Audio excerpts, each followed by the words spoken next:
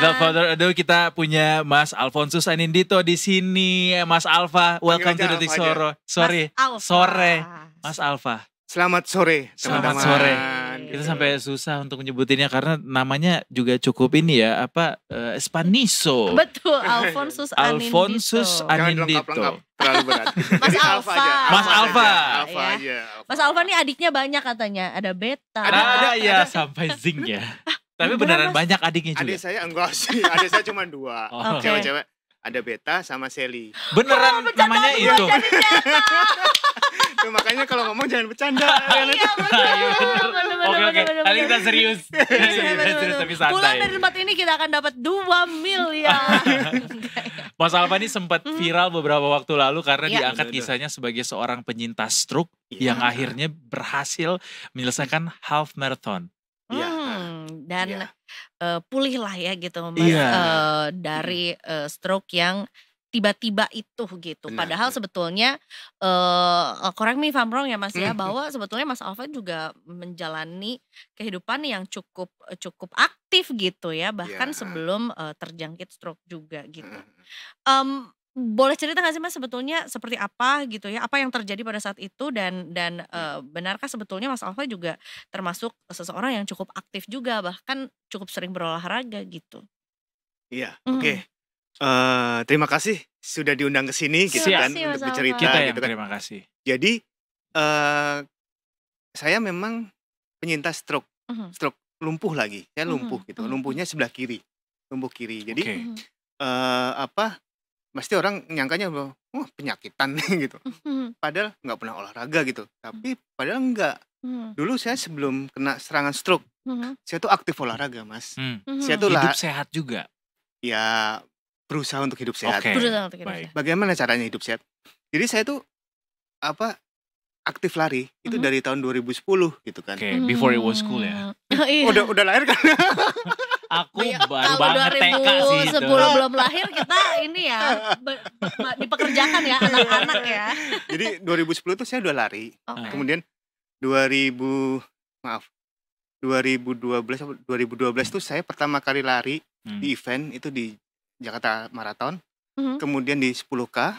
Kemudian di tahun 2013 itu saya Virgin Half Marathon di Virgin Half Marathon. Singapura Marathon. Wow. Itu berarti usia berapa tuh di umur itu? Kalau boleh, kalau berkenan untuk nge-share Boleh gitu. sih. Ya, sekarang usia saya 46 tahun. 46, berarti 2013 tuh Ya, taruhlah 12. 38. Iya, Iya. 38. Wow. Virgin Half Marathon di usia 38 tahun. Iya, tahun. Virgin Iya. Marathon. Saya di Singapura Marathon. Oke. Kemudian saya juga udah habis itu saya 10K Oke. dan maraton lagi di Queenstown Marathon di Selandia Baru itu tahun 2017. Hmm. Terus kemudian half marathon di Bandung Marathon di tahun 2019. Jadi sebetulnya pelari serius ya. Iya. Serius ya. Maksudnya bukan FOMO, bukan ini, enggak. Pelari gitu. berkelanjutan. Berkelanjutan. Dan juga. selain lari saya juga aktif bersepeda gitu kan. Jadi sepeda saya tuh nggak cuman ke warung kayak ini enggak. Tapi saya touring. Saya pernah touring bersama teman-teman itu dari Jakarta ke Jogja. Itu 4 hari. Oke. Dari Jakarta Bandung juga pernah, itu lewat Purwakarta atau lewat Subang, lewat Puncak juga pernah. Oke. Jadi memang aktif olahraga saya. Kemudian saya juga hobi renang gitu kan. Karena Oh, target emang saya waktu sporty. itu adalah saya pengen triathlon. Triathlon, iya gitu benar. ya. Itu kan kemudian itu dari sisi fisik ya. Kemudian dari sisi makanan saya sadar bahwa usia 30 tuh usia rawan. Sehingga ketika umur 30 saya udah stop makanan-makanan yang nggak baik menurut saya. Ultra processed Satu food adalah gitu. misalkan jeroan, Hmm. santan, Nasi Padang nomor. nasi padang saya hanya cuman nasi padang, Tapi tapi nggak pakai kuah. nggak pakai kuah. Oke. Jadi misalkan nih ayam bakar sama sambelnya, Iya, udah iya. itu aja. Dipilah lah Daun pokoknya. Bila boleh daun banget singkong tuh. saya agak kurangin Oh. karena ada kecenderungan saya untuk asam urat. Oh. Oke. Gitu. Jadi wow. kemudian di umur ini saya boleh cerita ya. Boleh Boleh. banget. We Di have umur time. 35 Mm-mm. saya medical check up Oke. dan itu hasilnya puji syukur semua aman kecuali tekanan darah saya Oke. Tinggi. tinggi. Jadi dokter saya bilang bahwa ini kamu ada kecenderungan untuk hipertensi. Kalau nggak dijaga, kamu akan stroke. Hmm. Kamu minum obat ya.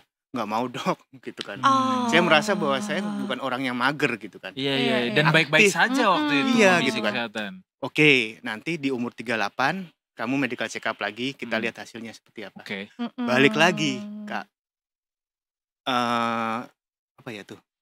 Kolesterol, kemudian gula darah saya semua aman, kecuali satu, hipertensi. Dokter langsung, udah kamu harus minum obat. Ya sudahlah dok. Minum obat akhirnya di usia 38 itu. Iya, di usia 38 saya minum obat. Oke, kemudian saya agak denial ya. Namanya cowok ya. Namanya cowok. Tuh sehat kok, gaya hidup oke banget. Oke banget gitu. Kemudian jadi nggak disiplin minum obatnya. Nah nggak disiplin, kadang-kadang minum, kadang-kadang enggak gitu kan. Karena ngerasa baik-baik aja. Apalagi kan pekerjaan saya kadang-kadang kan memang lembur gitu kan, sampai malam gitu kan. Kemudian Jonathan juga nih. Apa? Jonathan. Udah nonton sore belum? Oh, kalau saya ya kita kebetulan industrinya sama gitu kan. Kemudian saya malam, kemudian kalau udah shift malam sampai rumah kita tidur, bangun-bangun siang langsung makan, lupa minum obat gitu. Jadi nggak teratur. Oke. Dan kemudian ketidakteraturan saya minum obat itu ketahuan setelah saya sembuh pulih, kemudian pulang ke rumah beres-beres. Loh, ini obat-obatan kenapa dulu nggak diminum ya gitu. Jadi ya saya sadar bahwa saya tidak minum obat gitu. Dan satu lagi, dan orang-orang pasti akan bertanya, loh Alfa, kamu itu kan orangnya sehat gitu kan. Iya ya kan? Itu pertanyaan kalian kan juga pasti ngeliat kan, gitu. kan ceritanya kan kamu sering naik sepeda, lari, makan dijaga. Oke, yang kalian lihat tuh secara fisik. Oh Alfa itu aktif olahraga, aktif, makannya juga dijaga. Tapi yang nggak dijaga ini pikiran. Jadi menurut saya, yang saya rasakan, pikiran yang stres atau apa itu penyumbang terbesar tekanan darah saya. Itu faktor terbesar pada akhirnya si tekanan darah ini jadinya naik ya. Dan itulah yang pemicu jadinya. Pemicu salah satunya. Dan stroke-nya di usia berapa pada akhirnya Mas kedapatan pertama kali? 5 tahun yang lalu, berarti 41 ya. 41.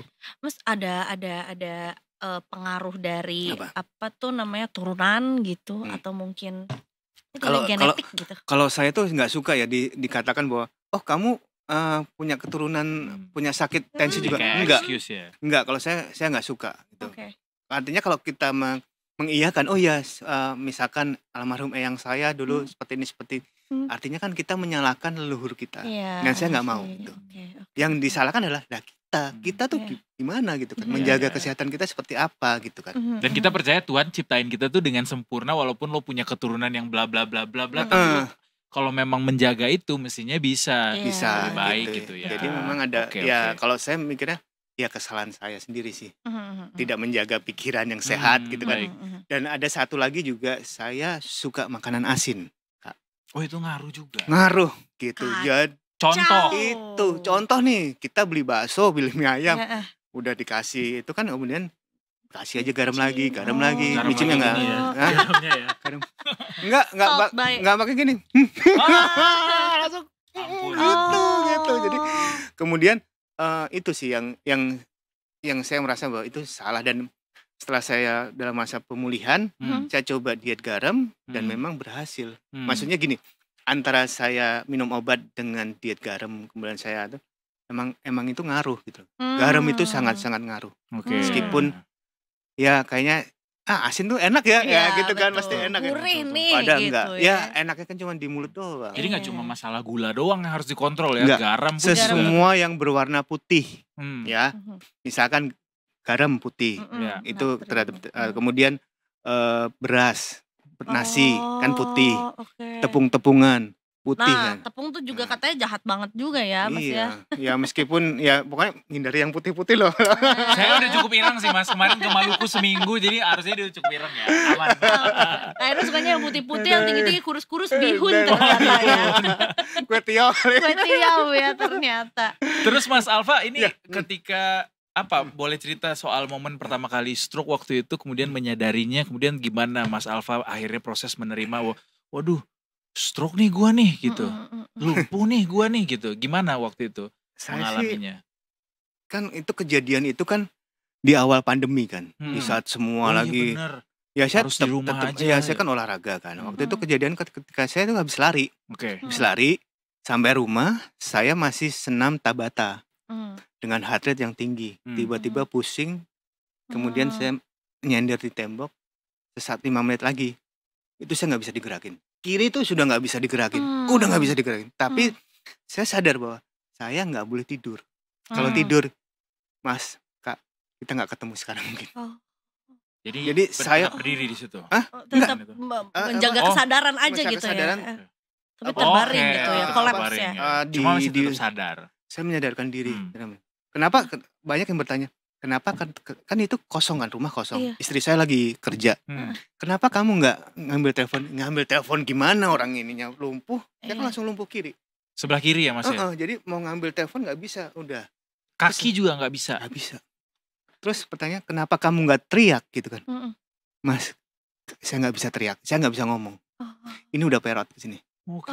Saya cuma gitu doang. Udah, terus habis itu kejadian jam 9 pagi. Istri saya baru pulang kantor jam berapa? Jam 9 malam. Wah ya Allah. Itu apa yang terjadi? Itu tuh istri saya udah curiga, makanya dia cepet-cepetan pulang kan. Oke. Jam 9 pulang. Jadi bayangin 12 jam. Saya terkapar. Mas bertahan dengan kondisi seperti itu selama 12 jam di rumah dan sendirian. Dan orang kan pasti banyak dokter yang bilang, padahal golden time stroke itu hanya 3 jam 4 jam. Wow, that's a miracle. It's a miracle. Yes.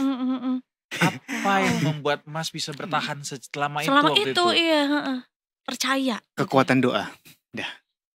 Jadi tetap berusaha untuk sadar, berdoa di Saya momen itu. bersadar dan berdoa.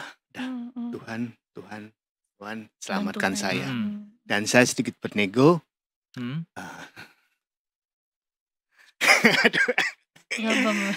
Tuhan jangan sekarang. Tuhan jangan sekarang. Baik. Itu kalau ya pada ada ya kekuatan doa sih. Ya, doa dan doa. Ya kalau enggak kita nggak akan ketemu sekarang gitu kan. Dan kamu nggak ngerasain apa-apa. Lapar, ya udah lapar. Tapi gimana mau ngambil, Mas? Iya. Udah lumpuh saya.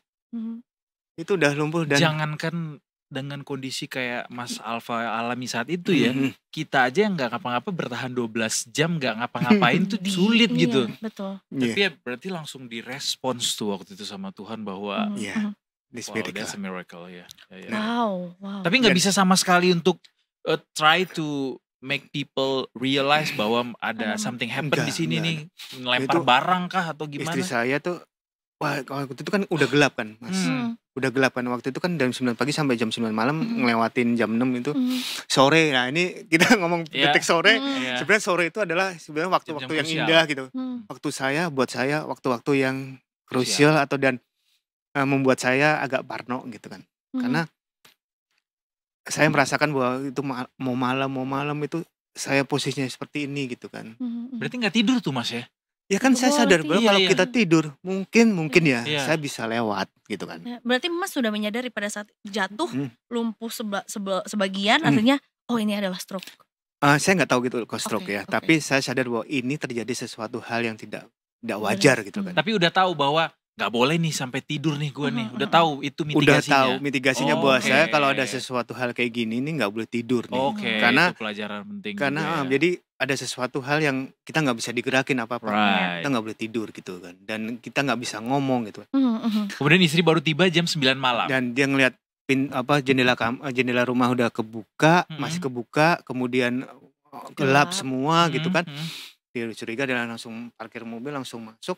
Dia langsung manggil saya nggak bisa respon kan. Halo, aku di sini gitu nggak, tapi saya ngedokin sofa tempat tempat ruang tamu. Iya. Oke. Duduk ya gitu. Dia langsung nyalain lampu. Dia ngeliat saya, aduh kamu stroke gitu kan. Dia ngeliat saya udah melot. Oke, langsung terlihat. Aduh, dia langsung bilang bahwa yang nggak bisa digerakin yang mana gitu kan. Saya bilang gini, oke. Tahan ya. Dia langsung ngambil peniti jarum, dia tusukin di sini. Ini tuh langsung muncrat. Kalau kita ditusukin pakai jarum gitu ya, kan paling netes. Iya, ini muncrat. Muncrat dan ini mujizat lagi. Saya bisa ngomong. Setelah di Itu dan pakai jarum itu tadi. awalnya kan kata istri saya langsung nggak pucat lagi. Dia kayak darah langsung ngalir. Terus saya tuh bisa ngomong. Saya langsung manggil istri saya manggil istri saya kan gembul kan.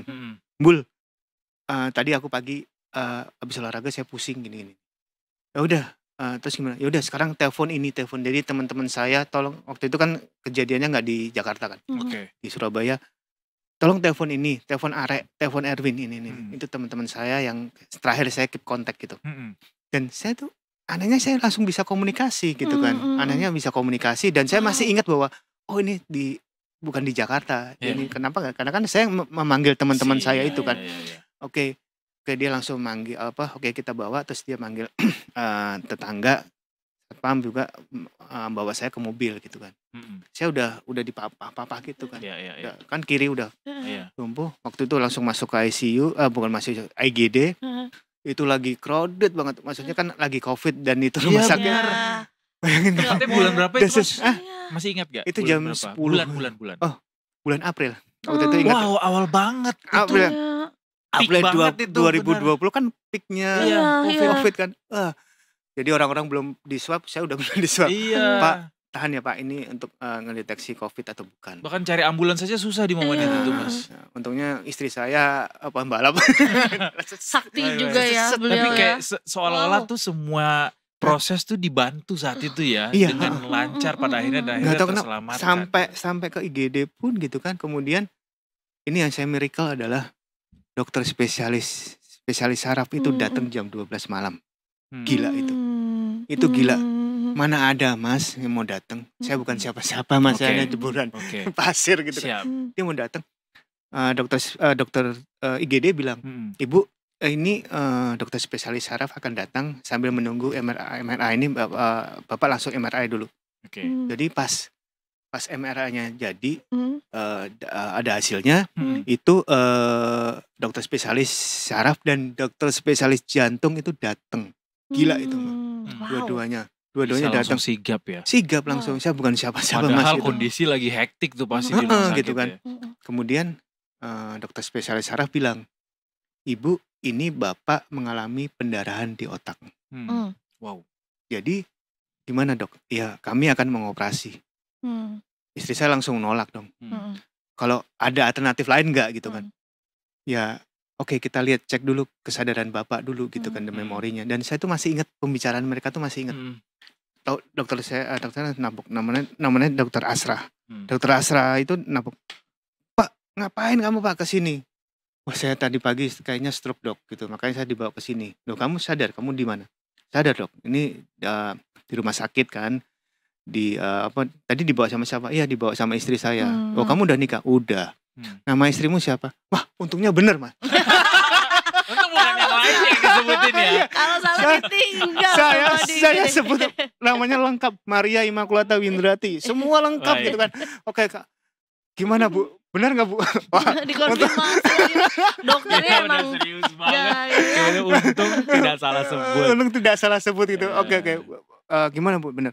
Ya udah Bu, tolong ditanyain pertanyaan yang lain yang lebih long memory maupun short memory. Akhirnya istri saya nanyain ya short memory, long memory sampai yang kita kemarin terakhir liburan kemana gini, ketemu di sana, ketemu siapa. Dan itu terjawab semua. Terakhir nanya pin ATM kan Mas?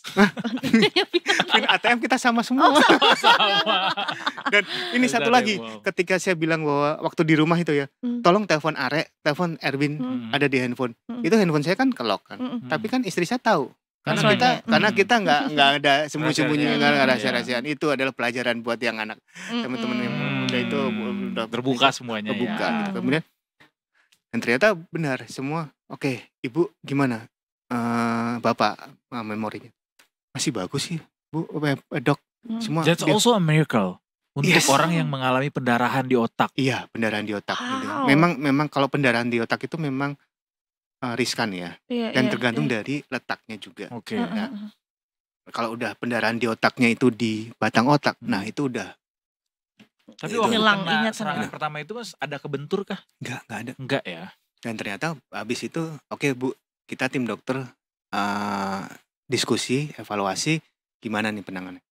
Padahal mereka diskusi, kemudian datang Ibu, ini Bapak kita putuskan tidak dioperasi. Dengan pertimbangan satu, Bapak masih kesadarannya masih baik. Kedua adalah memorinya masih baik. Sehingga, tapi saya pendarahan di otak itu 60 mili.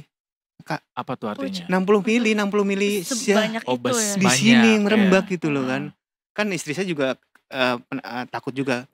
Enggak, nanti sejalan kondisinya Bapak stabil, nanti kemudian dibantu dengan obat-obatan, semua bisa. Tapi ini Bapak harus di ICU. Oke. Nah udah itu, saya deket ICU, udah begitu masuk, itu kan malam kan, otomatis ICU udah ya temaram seperti ini kan. Udah itu ketakutan saya udah mulai lagi. Somehow blessing in disguise ya Mas. Kita masih bisa sadar tapi juga masih dengerin sehingga akhirnya anxiety-nya juga ikutan muncul gitu jadi. Iya. Ini salah satu proses penyembuhan berarti ini Mas yang video yang ini. Mana? Ini video yang sekarang. Ini video waktu saya udah fisioterapi, udah keluar udah pulang dari rumah sakit selama sebulan ya. Jadi 3 minggu di ICU. 1 minggu di ruangan biasa. Nah ini kemudian saya udah di rumah nih berarti. Udah pulang ke rumah kemudian fisioterapi. Fisioterapinya di rumah nih? Di rumah, fisioterapi di rumah itu latihan untuk menggerakkan kakinya dulu. Berapa lama Mas total waktu penyembuhan berarti? Kira-kira berapa lama? Nanti kalau benar saya kasih hadiah. Tebak aja. Kira-kira berapa lama? Aku baca apa-apa ya. Tahun sih mungkin. Berapa? Tebak aja. 2 tahun? Tahunan ya? 2 tahun? Ini hitungannya puji Tuhan ya. Alhamdulillah 2,5 bulan.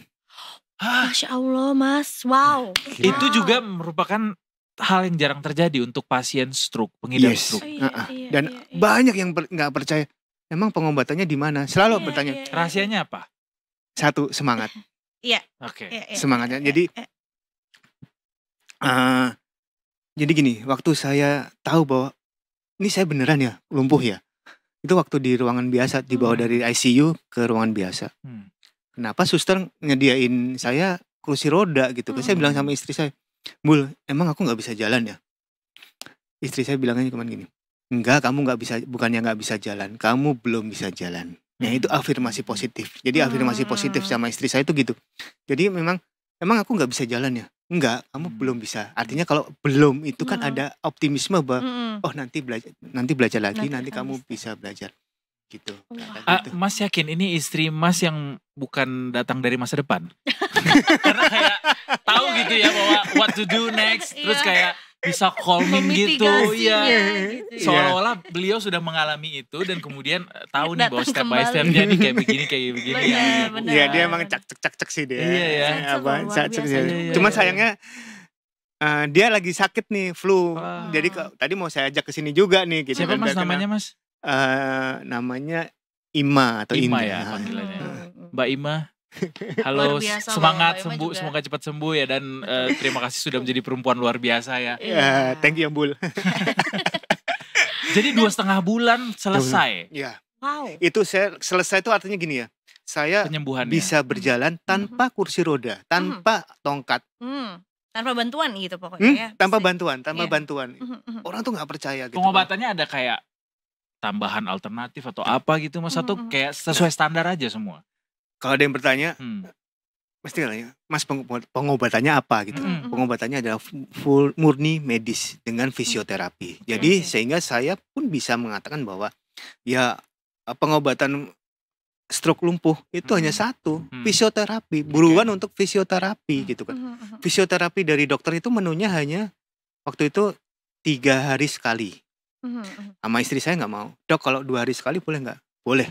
Gila lu, sakit tau gitu. Ya udah mau jalan atau enggak gitu istrinya. Terus sebetulnya kenapa bisa 2,5 bulan itu ada pemicunya juga. Apa tuh? Jadi waktu itu kan pengen ikut lari. Jangan-jangan udah kebayang gitu ya. Belum sih. Jadi triggernya adalah jadi bulan depan aja. Jadi waktu itu tuh saya bilang sama istri saya, Bul, bulan depan kamu ulang tahun gitu kan. Biasanya kan aku nyiapin kado macam-macam kan, aneh-aneh gitu kan. Tapi aku belum bisa nyediain apa-apa nih. Terus gue harus ngapain gitu. Kamu minta kado apa gitu? Enggak, aku nggak minta kado apa-apa. Aku cuma minta kadonya cuma 1. Apa coba? Tebak. Bisa. Kamu sembuh. Sembuh, iya. Kamu bisa jalan. Nah itu Iya. Itu spesifik lagi, nggak cuman oke aku minta kamu sembuh, enggak. Bisa jalan. Spesifik lagi, kamu harus bisa jalan. Aku ulang tahun, kamu harus bisa jalan. Gila kan? Jadi dengan sangat bijaksana juga menyebutkan dia step by step ya. Kalau sembuh kan kayak belum terbayang sebetulnya Nggak apa spesifik gitu. gitu loh. Iya. Tapi jalan gitu. Jadi Jalan, kamu harus bisa takar. jalan. Iya. Lah gila, gila gitu maksudnya. Iya. Bulan depan itu aja saya ini aja digerakin aja masih susah gitu. Iya, iya, iya. Itu Saya impossible hitung-hitung, rasanya ya waktu wah, itu udah. ya. Tapi ya balik Gila lagi. kamu ya? Kamu minta saya jalan. Mikir dong. Untungnya gak gitu ya responnya. Mas ya. Enggak dramatis, enggak marah balik, enggak gitu ya. Apa-apa. Jadi emosi. Ya udah gitu. Jadi konflik baru loh. Iya, Tapi enggak. balik lagi sih. Jadi memang sih seorang pasien stroke itu sebetulnya jadinya dia lebih ke melo, gampang nangis. Iya, iya, iya. Nah, kalau istri saya dia punya patokan gini. Oke, pasien memang dikasihani, tetapi jangan terlalu dikasihani gitu. Misalkan nggak mau latihan fisioterapi, ya jangan, ya udah sakit ya besok lagi, jangan. Jadi harus Salah tegas itu. juga. Digas gitu kan. Kamu masih mau jalan-jalan nggak sama aku? Aku nggak mau ya di bandara aku bawa kursi roda gitu. Itu Iya, misalkan itu sebagai salah satu motivasi ya. motivasinya. Iya, Jadi tapi sebenarnya lebih trigger ke 2,5 bulan itu adalah aku mau kamu sembuh, bisa jalan waktu aku ulang tahun. Gila itu. Berarti Dan itu kuncinya terjadi, Mas. That's happen. selain semangatnya Mas Alfa Hmm. juga ininya apa namanya? Support system juga sih. Dari Mbak Ima sendiri ya. Betul, punya pasangan yang tepat tuh Betul. juga ya. Rahasianya bisa menemukan pasangan yang tepat gimana Ke Mas? arah sana kayak Harusnya Nggak salah sih tipsnya ya. harusnya si gembulnya harus datang nih. Iya. Nggak cuma nonton di rumah nih gitu kan. Nggak, kebetulan kita waktu itu beda sekolah SMA. Kita ketemu SMA sih. Wow, Hmm, jadi high school lama darlings. udah kenal lama juga Betul. berarti. Udah kenal lama Mas, gitu. ya aku pengen tahu kayak kenapa akhirnya memutuskan untuk lari lagi? Iya. Gitu. Oke. Jadi memang itu kayak emang cita-cita saya. Jadi waktu saya di ICU gitu kan. Saya selalu ngomong ke Tuhan gitu kan. Saya udah kalau bukan doa lagi ya. Itu kayak udah kayak ngobrol aja gitu sama Tuhan. Tuhan, aku mau sembuh. Aku mau jadikan kesembuhanku ini buat berkat buat orang-orang sekitarku gitu. Nah, caranya gimana? Ya aku harus bisa memberikan optimisme kesembuhan stroke itu. Nah, caranya gimana? Aku harus membuktikan bahwa oke, aku bisa berlari lagi. Dengan berlari itu memberikan optimisme kepada para pasien stroke itu bahwa Iya, betul. bisa balik loh gitu. Iya, Jadi lo jangan cuman ya udah aku udah stroke, udah lumpuh gini-gini, Give up gitu langsung ya. udah enggak.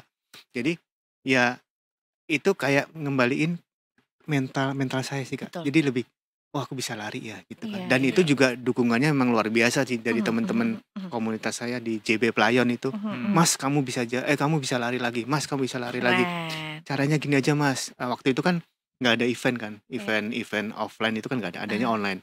Udah Mas ikut online aja. Kita nggak usah lari, jalan dulu. Abis itu jalan kaki. Bahkan kabarnya sekarang Mas Alfa jadi joki Strava ya Mas? Waduh. Jauh baru ternyata ya. Enggak loh. Enggak ya. Enggak. Nggak boleh tuh. Saya kalau ada yang mau jokin saya malah saya marahin. Lo nggak buat apa kamu olahraga? Anda Kamu tidak tahu siapa saya. kamu olahraga cuma buat gaya-gaya doang gitu. Enggak. Mas, gitu. tapi kalau boleh cerita waktu di tahun 2010 mulai lari itu udah kayak sekarang yang orang ini enggak gengsi-gengsian sepatu, outfit, celana dan segala macam. Udah kayak gitu enggak Mas? Ininya persaingannya. Apa saya nggak mau tahu ya? Saya nggak mau tahu gitu. Tapi trennya belum seperti itu ya. Kalau sekarang kan ya kita kalau we waktu can itu say- sih belum ada joki Strava gitu kan sih enggak.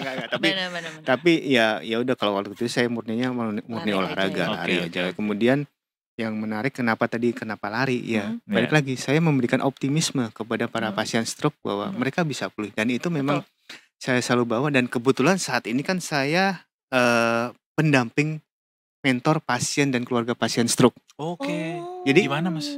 Ya di mana-mana aja. Oh, Jadi ada asosiasinya gitu atau enggak, apa? saya pribadi sendiri. Oke. Dan itu kalau misalkan masih bisa saya jangkau ya saya datengin gitu. Misalkan ada yang telepon, Mas Alfa, bapak saya habis pulang dari rumah sakit karena stroke. Ini kita harus ngapain ya? Oke, saya datengin. Saya kasih seperti ini Motivasi seperti ini. gitu-gitu ya. Motivasi. Oke, keluarga sebaiknya seperti ini. Saya selalu menggunakan afirmasi yang positif. Bukannya keluarga jangan seperti ini, tapi sebaiknya seperti ini, seperti ini. Struggle dari mereka apa aja Mas biasanya yang didengarkan dari para pengidap stroke ini? Ada yang mereka. Ada yang merasa kayak useless gitu kan. Jadi sebetulnya mereka tuh permasalahan utama yang mereka hadapin para pasien stroke itu seperti yang saya juga itu adalah mental. Mental ya. Jadi bukan masalah dia mau sembuh atau enggak, tapi mentalnya ada kok saya jadi nggak useless, saya seperti ini gitu kan. That's why support system does really matter ya. Yes, dan ada satu pasien yang pernah saya dampingin itu adalah dia udah sembuh. Loh Mas, kamu kan udah sembuh. Iya Mas, tapi saya merasa minder gitu. Oke, akhirnya saya gali terus dengan pendekatan itu. Ada dia merasa udah nggak minder lagi karena saya memunculkan sisi positifnya dia gitu. Gitu. Dengan recovery Mas Alfa yang ini aku boleh ya pakai kata hanya 2,5 bulan ya gitu boleh nggak apa-apa. Ya kan maksudnya ini juga cukup mind blowing juga untuk kita. Apa respons dokter yang waktu itu pertama kali menangani ketemu Mas Alfa di ICU berarti ya? Kamu siapa sebenarnya? Sakti Mandraguna. Tapi memang dokter-dokter saya bilang, Mas, golden time-nya untuk kelumpuhan itu hanya 8 bulan ya Mas. Lebih dari 8 bulan kamu akan selamanya lumpuh. Oh gitu 8 bulan. 6-8 bulan doang. Tapi Mas jauh dari 8 bulan itu. Jadi makanya sama istri saya juga dikejar. Pantes. Menunya cuma akselerasi nih. menunya 3 hari sekali, istri saya minta 2 hari sekali. Sakit. Dan waktu itu fisioterapinya memang ke rumah kan karena tidak memungkinkan kalau saya harus ke rumah sakit. Masa harus tiap fisioterapi harus swab terus. Lumayan juga nih ongkos swab waktu itu ya. PCR lagi swabnya ya. Bukan ongkosnya aja, hidungnya habis. Iya juga benar. Hidungnya habis. Lama-lama gak punya bulu hidung nih gue. Kecabut semua. Mas Alfa tapi kita sorry banget karena kita cuma ada sampai 5:30, jadi kita harus berhenti di sini. Tapi kita sangat terberkati dengan cerita dari Mas Alfa ini dan juga mestinya Detikers juga banyak yang terberkati semoga ya dengan apa yang disampaikan Mas Alfa. Tapi boleh sekali last request ya. Enggak cuma tagline, soal tagline mungkin ke teman-teman pengidap stroke saat ini yang di rumah mungkin sedang menyaksikan ini, bisa jadi menyaksikan ini, apa yang bisa Mas Alfa sampaikan ke mereka? Ya, jadi tidak ada yang mustahil kan ya. Jadi ketika kita stroke ya jangan menyerah gitu kan. Ayo kita, yang penting adalah satu, kita harus sadar bahwa kita tuh stroke karena apa gitu kan. Percuma kalau kita stroke kemudian oh ya udah kita balik lagi ke habit yang lama, misalkan suka makanan berlemak, kemudian kolesterolnya tinggi, ya sama aja. Kemudian kita sadar, kemudian kita segera untuk kembali ke kehidupan seperti semula gitu kan. Gitu. Jadi balik lagi, saya melakukan ini semua ya seperti diundang seperti ini bukan untuk mau show off atau apa, tetapi saya ingin memberikan kabar baik gitu kepada para pasien stroke gitu kan, bahwa kalian bisa sembuh kok. Ayo, yuk kita perbaiki dulu adalah pemicunya dulu gitu. Pemicunya dulu baru abis itu luar biasa.